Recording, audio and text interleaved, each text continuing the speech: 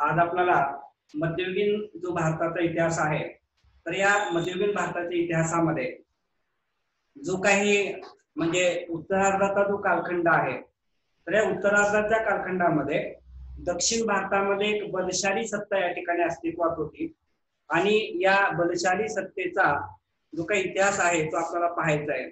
म्हणजे असं सांगितलं जातं की म्हणजे मध्ययुगीन भारताच्या इतिहासामध्ये म्हणजे हिंदूंचं जे काही शेवटचं राज्य म्हणून आपण या ठिकाणी पाहतो, तर हे शेवटचं राज्य म्हणजे काय आहे, विजयनगरचं साम्राज्य असं त्याला म्हणतो आपण.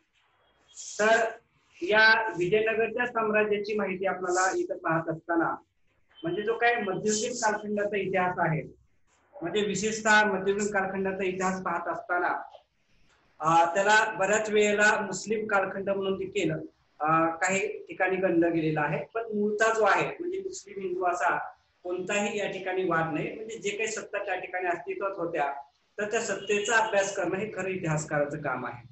तर यामध्ये आपण विजयनगर जे साम्राज्य आहे, या विजयनगर साम्राज्याची माहिती इथं पाहत आहोत आपण. म्हणजे अतिशय वैभवशाली असं एक राज्य जे आहे ते या काळामध्ये अस्तित्वात होतं, की ज्याची स्थापना जी आहे 1336 मध्ये त्याची स्थापना झालेली होती आणि साधारणतः 1565 म्हणजे तसा इतिहास त्याचा 1572 पर्यंतचा आहे. पण 1565 पर्यंत जे आहे म्हणजे हे जवळजवळ 200 वर्षाचा कालखंड जो आहे, तर ही विजयनगरचं साम्राज्य दक्षिण भारतामध्ये एक बलशाली आणि सामर्थ्यवान असं साम्राज्य भारतामध्ये घडून गेलं, की यांच्या कालखंडामध्ये अतिशय मोठी समृद्धता दक्षिण भारताला लाभली आणि विशेषतः परकीय व्यापार असेल किंवा इतर अनेक घटकांमध्ये मोठा विकास जो आहे तो दक्षिण भारताचा घडून आलेला आपल्याला पाहायला मिळतो. म्हणजे सुरुवातीला आपण विचार करतो की ज्यावेळेला दक्षिण म्हणजे उत्तरेमध्ये मुस्लिमांचं जे आक्रमण झालं आणि साधारणतः 1226 ला सुलतानशाहीची स्थापना झाली आणि सुलतानशाहीची स्थापना झाल्यानंतर म्हणजे जवळजवळ उत्तर भारतामध्ये संपूर्ण मुस्लिम सत्ता अस्तित्वात होते आणि त्यावेळेला दक्षिण भारतामध्ये मात्र मुस्लिमांचा प्रवेश नव्हता. म्हणजे जे काही सत्ता विस्तार होता त्या बाबतीमध्ये आपण पाहतो.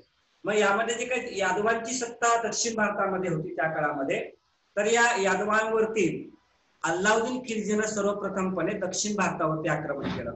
म्हणजे दक्षिण भारतावर मध्ययुगीन कालखंडामध्ये मुस्लिम पहिलं आक्रमण जे आहे ते अल्लाउद्दीन खिलजीच्या माध्यमातून 1226 ला झालं. आणि मग जो काय हा म्हणजे यादव राजा होता त्याचा पराभव या ठिकाणी अल्लाउद्दीन खिलजीने केला. आणि त्याच्यानंतर जे आहे मग दक्षिण भारतावरती जे काही दक्षिण भारत अतिशय समृद्धशाली आणि इथली जे काही साधन संपत्ती होती, या सर्व साधन संपत्तीचा लोभ जो आहे तर उत्तर भारतातील या राजांना मोठ्या प्रमाणात होता आणि त्यामुळे साहजिकच या लालसेतून त्यांनी दक्षिण भारतावरती आक्रमण केली. तर या दक्षिण भारतामध्ये मुस्लिम आक्रमण विशेष दोन गोष्टींसाठी झाली. एक म्हणजे मुस्लिम धर्माचा प्रसार आणि दुसरी गोष्ट जी आहे ते म्हणजे इतर जे काही दक्षिण भारतामध्ये जी साधन संपत्ती आहे तिचा असलेला मोह.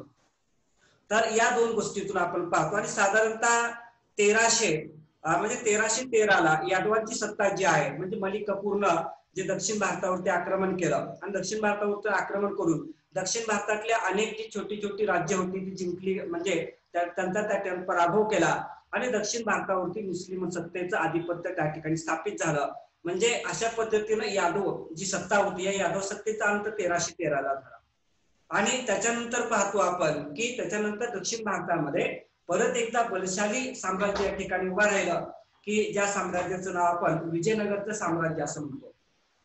तर विजयनगर साम्राज्याची माहिती पाहत असताना आपण पाहतो की साधारणतः विजयनगर साम्राज्याचा शोध कसा लागला. म्हणजे विजयनगर हे जे ठिकाण आहे म्हणजे प्रेझेंट टाइमला जर विचार केला कर्नाटक मधील हम्पी नावाचं हे ठिकाण आहे. म्हणजे आता सध्या कर्नाटकमध्ये हम्पी हे जे ठिकाण आहे तर इथं विजयनगरचे एक बलशाली साम्राज्य उभा होता. म्हणजे विजयनगरचे एक मोठं शहर या हम्पी या ठिकाणी होतं. आणि ज्यावेळेला ब्रिटिशांनी भारतामध्ये सत्ता स्थापित केली आणि त्याच्यानंतर त्यांनी भारतीय इतिहासाचा शोध घ्यायला सुरुवात केली, तर त्यावेळेला प्रथमतः जे आहे कर्नल कॉलिन मॅकेंजी म्हणजे कर्नल मॅकेंजी यांनी सर्वप्रथमपणे हे हम्पी जे काही ठिकाण आहे या हम्पी ठिकाणाचं त्यांनी सर्वप्रथम संशोधन केलं आणि त्याला लक्षात आलं की ते एक मोठं बलशाली असं नगर होतं आणि त्यामुळे त्यांच्यामधला जे म्हणजे उत्साह आहे किंवा कुतूहल आहे ते वाढलं आणि त्यांनी या विजयनगरच्या शहरांचा जो आहे तो अभ्यास करण्यासाठी ते पुढे आले. म्हणजे विजयनगर हे जे काही हम्पी नावाचं जे ठिकाण आहे कर्नाटकमध्ये, तर या विजयनगरच्या जे आपल्या म्हणजे मध्ययुगीन भारतामध्ये एक विशाल असं साम्राज्य होतं. तर या विजयनगर शहरांचा जो काही या ठिकाणी आढावा आहे तो कर्नल मॅकंजी या सर्वप्रथम 1800 मध्ये हे जे काही म्हणजे इतिहासामध्ये काळामध्ये दडलं गेलेलं शहर होतं, या शहराची त्याला सर्वप्रथम माहिती मिळाली.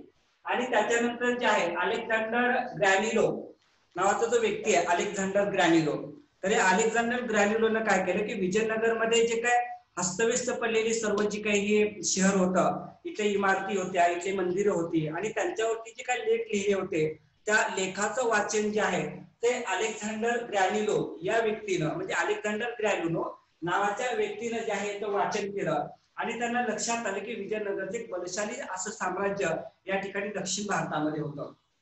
आणि त्याच्यानंतर जे आहे आपण पाहतो की ज्या वेळेला हा इतिहास प्रकाशात आला विजयनगरचा, तर त्यावेळेला त्याच्यानंतर 1976 मध्ये याला राष्ट्रीय स्मारक म्हणून त्या ठिकाणी घोषणा केली गेली. म्हणजे हम्पी हे जे ठिकाण आहे ते राष्ट्रीय स्मारक म्हणून त्या ठिकाणी घोषणा केली गेली. आणि त्याच्यानंतर साधारणतः 1986 ला, म्हणजे 1986 ला युनेस्कोनं याला पुरातत्वीय विश्व पुरातत्वीय स्थळाचा दर्जा त्या ठिकाणी दिला. म्हणजे अशा पद्धतीनं जे आहे ह्या विजयनगरचा एक म्हणजे अंधारात गेलेला जो काही इतिहास होता तो प्रकाशात येण्याचं काम या वेगवेगळ्या माध्यमातून झालेलं आपल्याला पाहायला मिळतं.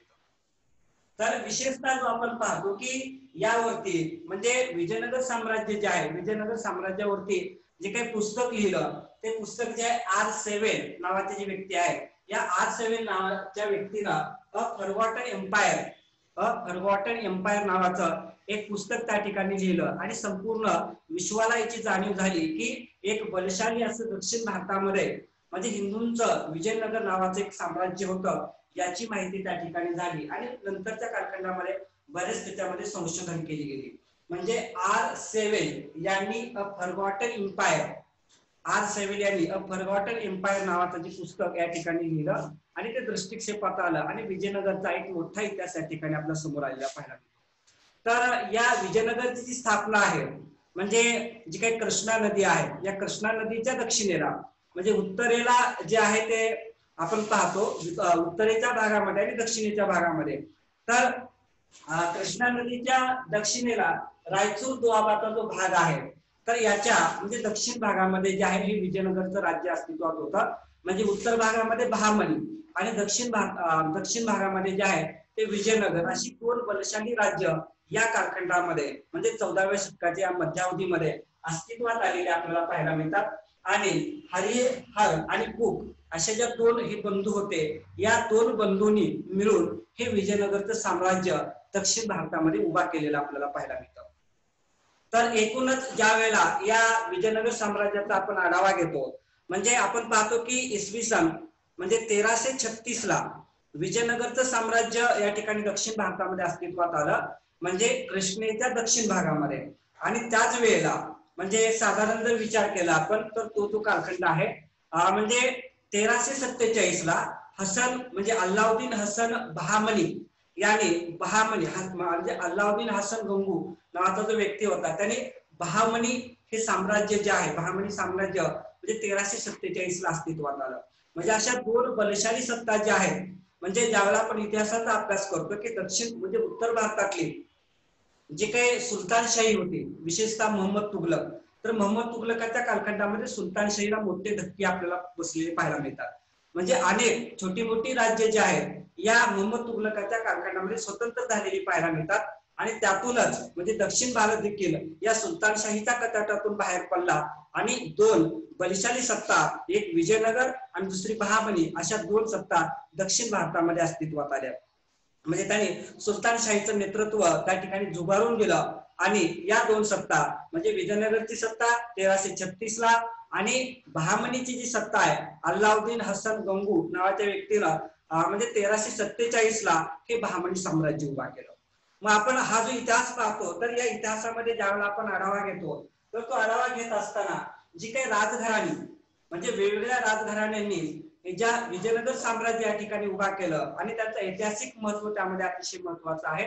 तर यामध्ये पाहतो आपण जो काही घराणी या ठिकाणी अस्तित्वात होती, म्हणजे विजयनगर साम्राज्य 200 वर्ष साम्राज्य चाललं, तर या साम्राज्यामध्ये वेगवेगळ्या घराण्यांच्या राजांनी हे साम्राज्य जे आहे वृद्धिगत केलं.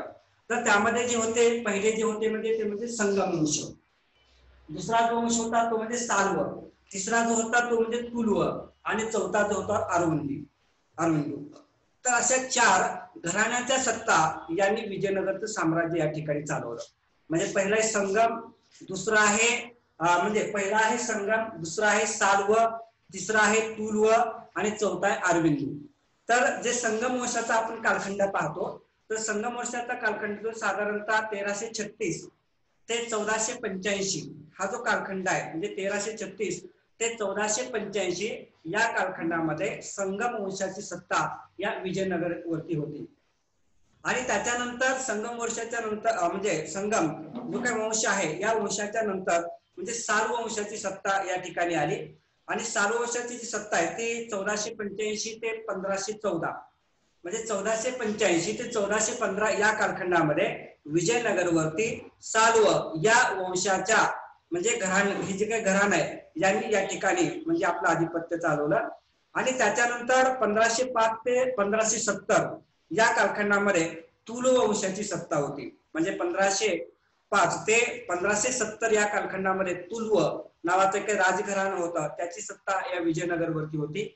आणि त्याच्यानंतर शेवटचा जो कालखंड आहे तो म्हणजे साधारणतः 1570 ते 1652, म्हणजे या कालखंडामध्ये विजयनगर साम्राज्य हे जे होतं ते क्षीण झालेलं होतं आणि अतिशय अल्प स्वरूपात ते अस्तित्वात होतं. ते म्हणजे अरविंदू नावाचा जो म्हणजे वंश आहे, तर या सत्ता घराण्यांनी 1570 ते 1652 या कालखंडामध्ये आणि त्याच्यानंतर हे विजयनगरचं साम्राज्य आपल्याला अस्ताला गेलेलं पाहायला मिळतं.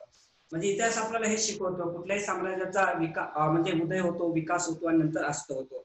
तर ही घटना जी आहे ती प्रत्येक साम्राज्याच्या बाबतीत आहे, तर ती इथं आपल्याला पाहायला मिळते. तर संगम वंशाची स्थापना आहे, म्हणजे हरिहर आणि बुक हे जे 2 बंधू होते, या 2 बंधूंनी या ठिकाणी संगम वंशाची स्थापना केलेली आपल्याला पाहायला मिळते. आणि त्याच्यातला सर्वात महत्वाचा जो काही या ठिकाणी राजा होता तो म्हणजे देवराय सेकंड हा होता. म्हणजे देवराय सेकंड हा संगम वंशामध्ये घडून गेलेला सर्वात बलशाली राजा म्हणून ओळखला जातो.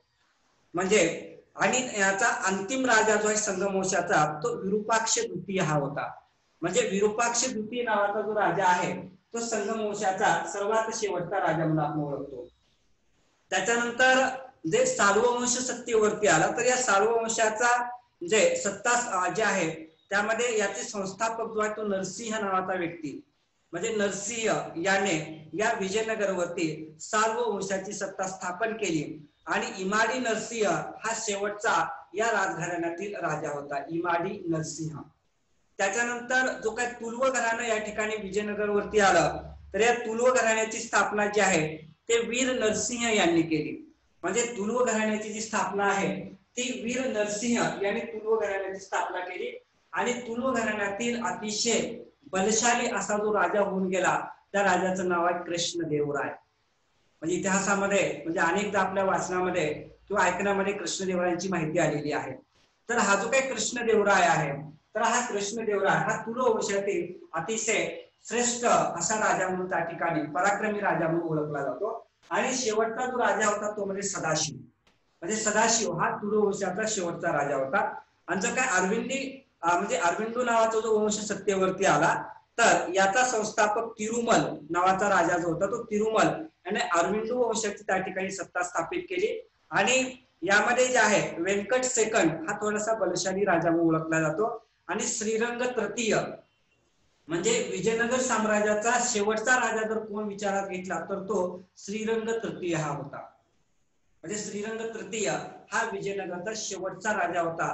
आणि या राजाचा शेवट म्हणजे विजयनगरचा शेवट असं त्या ठिकाणी मानलं जातं. म्हणजे आपण पाहतो की इथं म्हणजे छत्रपती शिवराय यांना देखील जी काही प्रेरणा होती ते विजयनगर साम्राज्यापासूनच त्यांनी आपली प्रेरणा घेतलेली होती. म्हणजे त्यांनी जे स्वराज्य या महाराष्ट्राच्या भूमीमध्ये उभा केलं, तर हे स्वराज्य उभा करण्या पाठीमागची त्यांची जी प्रेरणा होती ते म्हणजे हे हिंदूंचं विजयनगरचं साम्राज्य होतं. तर विजयनगर साम्राज्याची ज्यावेळेला आपण सविस्तर माहिती पाहतो, तर सविस्तर माहिती पाहत असताना विजयनगरचं जे काही साम्राज्य याचा इतिहास जो काय आपल्या समोर आला, तो इतिहास जो आहे म्हणजे तत्कालीन शिलालेख आहेत, ताम्रलेख आहेत, आणि हे विजयनगरचं साम्राज्य ज्या काळामध्ये अस्तित्वात होतं त्या काळामध्ये अनेक परकीय प्रवासी भारतामध्ये येऊन गेले, आणि या परकीय प्रवाशांनी जे लिखाण केलं त्या लिखाणातून खऱ्या अर्थानं जे आहे तर आपल्याला म्हणजे या विजयनगर साम्राज्याचा इतिहास पाहायला मिळतो. म्हणजे पंडित जवाहरलाल नेहरू यांचं जे आत्मचरित्र आहे म्हणजे भारत एक खोज, तर या आत्मचरित्रामध्ये देखील म्हणजे आपल्याला विजयनगर साम्राज्याचा उल्लेख आणि विजयनगर साम्राज्य भारतामध्ये कसं अस्तित्वात आलं याची माहिती आपल्याला पंडित जवाहरलाल नेहरूंच्या आत्मचरित्रामध्ये भारत एक खोज मध्ये देखील आपल्याला पाहायला मिळतं. म्हणजे एकूणच हा जो काही संदर्भ आहे म्हणजे खऱ्या अर्थानं विजयनगरचं जे वैभव आहे, तर हे विजयनगरच्या वैभवाचं वर्णन म्हणजे भारतीय लोकांनी नाही तर विशेषतः परकीय लोकांनी केलं, आणि ते नेमके परकीय कोण होते आणि ते कोणाच्या कालखंडामध्ये आले होते याची माहिती घेणं अतिशय गरजेचं आहे. अनेक वेळेला स्पर्धा परीक्षेमध्ये विजयनगरवरती आपल्याला प्रश्न विचारले गेलेले येतात, आणि विशेषतः जे परकीय प्रवासी विजयनगर साम्राज्यामध्ये येऊन गेले त्यांची नोंद या ठिकाणी प्रत्येक बऱ्याच स्पर्धा परीक्षेमध्ये घेतली जाते, आणि त्याच्यामुळे हा भाग जो आहे तो अतिशय महत्वाचा आहे. तर आपण पाहतो की पहिला परकीय प्रवासी जो विजयनगर साम्राज्यामध्ये आला तर तो आहे निकोलो कोंटी. म्हणजे निकोलो कोंटी नावाचा प्रथम प्रवासी जो म्हणजे वेनिस इटली या देशाचा आहे. म्हणजे वेनिस इटली या देशाचा प्रथम प्रवासी निकोलो कोंटी नावाचा जो व्यक्ती आहे तो हा जो आहे इसवी सन 1420 ते 1422 1420 ते 1422 या 2 वर्षाच्या कालखंडामध्ये तो भारतात आला आणि विजयनगर मध्ये त्यानं राहिलेला आहे, तिथं वास्तव्य केलेला आहे. आणि हा जो आहे निकोलो कोंटी त्यावेळेला संगम वंशाचा जो राजा होता देवराय प्रथम, या देवराय प्रथमच्या राजदरबारामध्ये हा निकोलो कोंटी नावाचा व्यक्ती म्हणजे हा म्हणजे वेनिस म्हणजे ज्याला आपण म्हणजे इटलीचा तो प्रवासी होता, आणि तो देवराय फर्स्ट जो आहे संगम वंशाचा राजा तर त्याच्या राजदरबारामध्ये आला आणि तो 2 वर्ष इथं राहिला. आणि राहिल्यानंतर त्यानं म्हणजे विजयनगर जे शहर आहे या शहराचं अतिशय इतंभूत वर्णन त्यानं आपल्या पुस्तकामध्ये म्हणजे त्याच्या प्रवास वर्णनामध्ये त्याने केलेलं आहे. त्यांनी सांगितलं की जवळजवळ 60 मैल अंतराचं विस्तृत असा हा विजयनगर शहर होता. यामध्ये अनेक टोलेजंग इमारती होत्या, आणि हे जे शहर आहे म्हणजे युरोप मधले इतर शहरापेक्षा जी मोठमोठी शहर आहेत त्याला पाहिलेली त्याच्यापेक्षा एक मोठं शहर या ठिकाणी आहे, आणि इथं मोठ्या प्रमाणात व्यापार त्या ठिकाणी चालतो, असं अनेक विजयनगर संबंधातील वर्णन जे आहेत या निकोलो कोंटीने आपल्या प्रवास वर्णनामध्ये म्हणजे लिहिलेले आपल्याला पाहायला मिळतात. तर त्याच्यानंतर जो काही या ठिकाणी परकीय प्रवासी भारतामध्ये आला तो म्हणजे अब्दुल रज्जाक. तर हा अब्दुल रज्जाक जो आहे तो हा फारसचा जो शासक होता, म्हणजे हा फारसचा शासक जो आहे म्हणजे शाहरुख म्हणजे फारसचा जो शासक आहे शाहरुख यांना आपला राजदूत म्हणजे विजयनगर साम्राज्यामध्ये पाठवला होता. कारण विजयनगर त्यावेळेला अतिशय भरभराटीला आलेलं, अतिशय मोठा व्यापार आणि सोन्या चांदीनं त्या ठिकाणी भरभरून असलेलं हे एक साम्राज्य या ठिकाणी होतं, आणि त्यामुळं त्यांचा विदेशी व्यापार देखील अतिशय मोठा होता. आणि त्यामुळं फारसच्या राजानं म्हणजे शाहरुख नावाच्या राजानं आपला राजदूत म्हणून या ठिकाणी अब्दुल रज्जाक याला विजयनगर मध्ये पाठवलं. ते साधारणतः म्हणजे 1442 मध्ये, आणि त्यावेळेला संगम वंशाचा अतिशय बलशाली असा राजा राजसत्तेवरती होता तो म्हणजे देवराय सेकंड. म्हणजे संगम वंशातील अतिशय बलशाली राजा म्हणून त्याला आपण ओळखतो तो म्हणजे काय आहे देवराय सेकंड. तर हा अब्दुल रज्जाक या देवराय सेकंडच्या राजदरबारामध्ये आला, आणि त्यानं या ठिकाणी भारतामध्ये जे काही विजयनगर साम्राज्याची माहिती त्याने दिलेली आहे, तर यामध्ये विजयनगर साम्राज्याचं नेमकं प्रशासन कसं चालतं, त्याचं सचिवालय कसं आहे, म्हणजे इथली सहकारी राज्य पद्धत कशी आहे याची सविस्तर माहिती जी आहे या अब्दुल रज्जाकनं आपल्या प्रवास वर्णनामध्ये लिहिलेलं आपल्याला पाहायला मिळतं. तर म्हणजे अब्दुल रज्जाक हा देवराय सेकंड याच्या कालखंडामध्ये आला, तो फारसचा या ठिकाणी जे आहे तो निवासी आहे. तर त्याच्यानंतर तो तिसरा व्यक्ती आला तो म्हणजे निकितीन. तर हा निकितीन जो आहे हा विजयनगर मध्ये आला नव्हता, तो बहामनी मध्ये आलेला होता. म्हणजे बहामनीचे जे साम्राज्य होतं दक्षिण भारतामध्ये, तर हा निकितीन बहामनीच्या साम्राज्यामध्ये तो आला, आणि मोहम्मद तृतीय जो बहामनीचा त्या ठिकाणी राजा होता म्हणजे मोहम्मद तृतीय याच्या राजदरबारामध्ये तो आला होता, आणि हा रशियाचा निवासी आहे. इसवी सन 1470 ला हा निकितीन जो आहे हा रशियाचा निवासी असलेला तो बहामनी इथं आला आणि त्याने विजयनगरच्या संबंधामध्ये माहिती आपल्याला लिहिलेली पाहायला मिळते। आणि या विजयनगरमध्ये कशा पद्धतीने समाजामध्ये असमानता आहे, म्हणजे गरीब वर्ग कसा आहे आणि श्रीमंत सरदार वर्ग कसा ऐशारामामध्ये जीवन जगतो आहे, याचं सामाजिक वर्णन जे आहे, हे सामाजिक वर्णन या निकितनच्या म्हणजे त्याच्या प्रवास वर्णनामध्ये आपल्याला पाहायला मिळतं। आणि त्याच्यानंतर जो काही या ठिकाणी प्रवासी भारतामध्ये आला तो म्हणजे बारबोसा। हा जो काही बारबोसा नावाचा व्यक्ती आहे, कृष्णदेवराय म्हणजे अतिशय समृद्धशाली कालखंड म्हणून विजयनगरचा कालखंड ओळखला जातो, ज्या राजाचा कालखंडातला तो म्हणजे कृष्णदेवराय। तर या कृष्णदेवरायच्या राजदरबारामध्ये हा पोर्तुगीज प्रवासी बारबोसा हा या ठिकाणी आलेला आपल्याला पाहायला मिळतो। तर या बारबोसाने देखील म्हणजे विजयनगर साम्राज्याच्या समृद्धीचं अतिशय इत्थंभूत वर्णन त्याने केलेलं आहे। आणि त्याचबरोबर म्हणजे भारतातील सामाजिक ज्या प्रथा परंपरा आहेत त्याचा देखील उल्लेख आपल्याला पाहायला मिळतो। म्हणजे विजयनगरमध्ये सती प्रथा अस्तित्वात होती याची माहिती या बारबोसाने सर्वप्रथमपणे आपल्याला दिली। म्हणजे जे सती प्रथा आहे किंवा बालविवाह आहे किंवा बहुपत्नीत्व हे ज्या गोष्टी येतात म्हणजे हे जे काही सामाजिक रूढी परंपरा येतात याची माहिती बारबोसाच्या त्या प्रवास वर्णनातून आपल्याला पाहायला मिळते।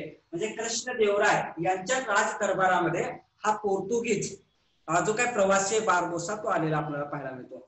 त्याच्यानंतर जो आहे तो म्हणजे डेमुंगो पायस, म्हणजे त्याला पायस म्हणून आपण ओळखतो। तर हा इसवी सन 1520 मध्ये हा देखील कृष्णदेवराय यांच्याच दरबारामध्ये आलेला होता पायस। आणि हा देखील पोर्तुगीज प्रवासीच आहे पायस देखील।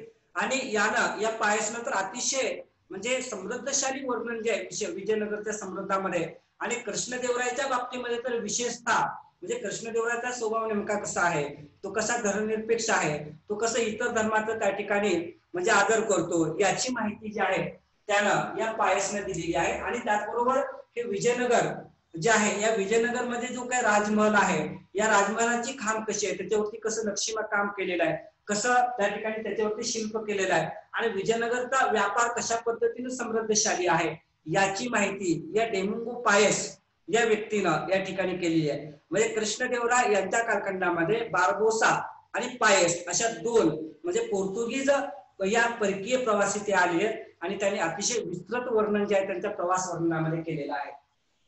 आणि त्याच्यानंतर जो आहे तो म्हणजे नुनीज, म्हणजे नुनीज जो आहे तो 1535 ला अच्युत देवराय म्हणजे कृष्णदेवरायच्या नंतर जो राजसत्तेवरती आला म्हणजे तुलू वंशाचा जो काही राजा आहे, तर हा जो अच्युत देवराय आहे तर हा अच्युत देवरायच्या कालखंडामध्ये 1535 ला हा पोर्तुगीज प्रवासी आला। आणि या नुनीजनं देखील म्हणजे भारतीय समाज व्यवस्था, विजयनगरचं जे काही व्यापार आहे, त्याचबरोबर इथली आर्थिक समृद्धता आहे याची माहिती त्याच्या ग्रंथामध्ये आपल्याला पाहायला मिळते।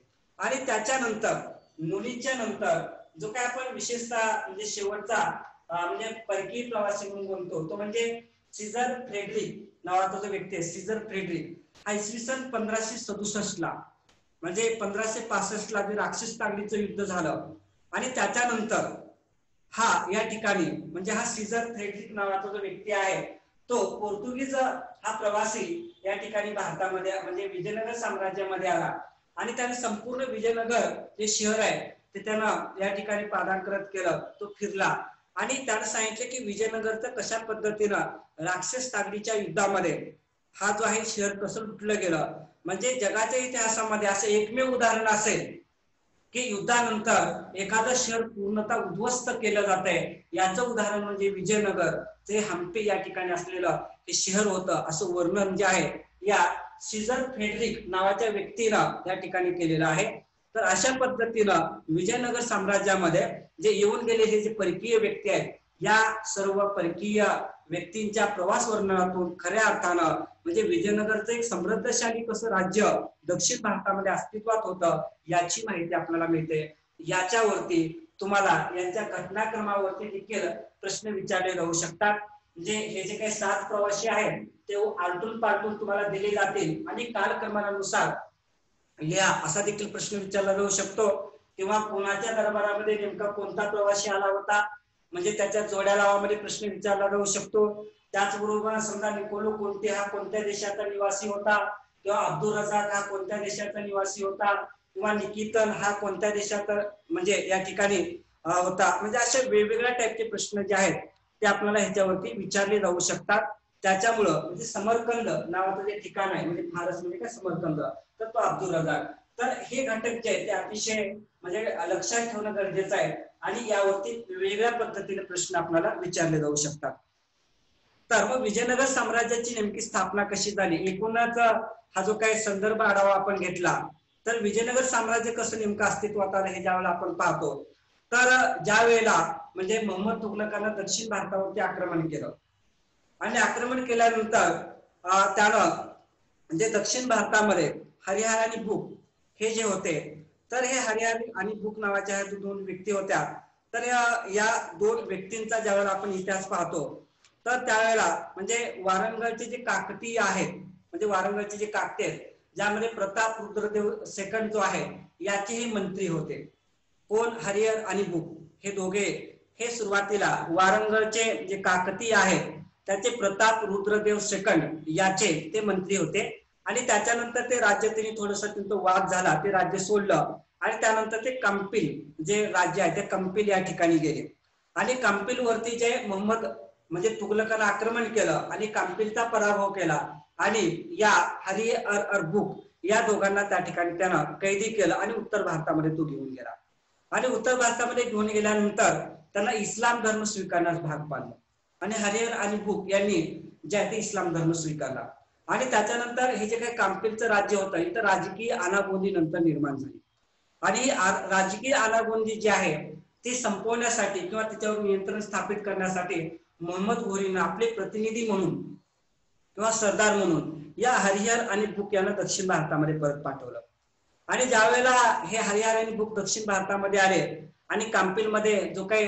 राजकीय अव्यवस्था किंवा गोंधळ झालाय त्यावरती त्यांनी नियंत्रण प्रस्थापित केलं आणि त्याच्यानंतर त्यांची भेट जी आहे ते विद्यारण्य नावाचे एका म्हणजे एक संत होते त्याच्याशी भेट झाली आणि विद्यारण्य यांनी या हरिहर आणि भूप यांना परत हिंदू धर्मामध्ये त्या ठिकाणी जे आहे त्यांना पुनः प्रवेश दिला म्हणजे त्यांचं मन जे होतं म्हणजे जबरदस्तीने त्यांना मुस्लिम बनवलं गेलं होतं हरिहर आणि भूपला आणि त्याच्यामुळं विद्यारण्य यांनी परत त्यांना हिंदू धर्मामध्ये त्या ठिकाणी धर्मप्रवेश दिला आणि आपले गुरु म्हणून जे आहे या हरिहर आणि भूप यांनी संत विद्यारण्य यांना स्वीकारलं आणि त्याच्यानंतर जे आहे या तुंगभद्रा नदीच्या म्हणजे तटावरती विजयनगर नावाचं एक राज्य या ठिकाणी उभा केलं गेलं जे याला आपण संगम असं वंश म्हणतो म्हणजे हरिहर आणि भूप हे जे आहे त्या संगम नावाचा जो व्यक्ती होता म्हणजे संगम याचे हे पुत्र होते आणि त्याच्यामुळे या वंशाला आपण संगम वंश असं म्हणतो म्हणजे अशा पद्धतीने इसवी सन 1336 ला